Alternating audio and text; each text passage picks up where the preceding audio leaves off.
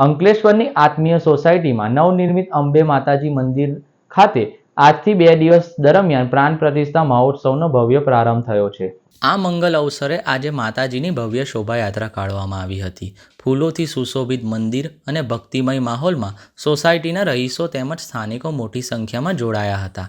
શોભાયાત્રા દરમિયાન મહિલાઓ માતાજીના ગરબાના તાલે ઝૂમી ઉઠી હતી, જેનાથી સમગ્ર વાતાવરણ ભક્તિમય બની ગયું હતું।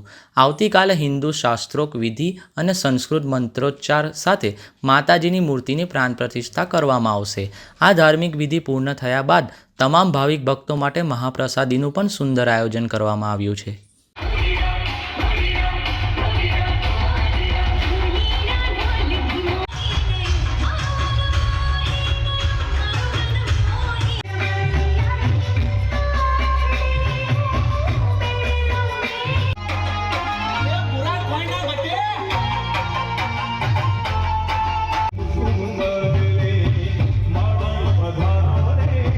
સાળંગપુર ગામમાં આત્મીય સોસાયટીની જે સોસાયટી છે તેમાં માતા અંબેમાનું મંદિર કેટલા ટાઈમથી બંધ હતું, એમાં મંદિરની રિપેરિંગ કામ કરી ભવ્ય સ્થાપના કરવાનું આયોજન રાખવાની ગણતરી કરી કે આજે ચૈત્રી નવરાત્રિ પાંચમના દિવસે સ્થાપનની જે ગણતરી હતી એ ભાવપૂર્વક પૂર્ણ થઈ છે।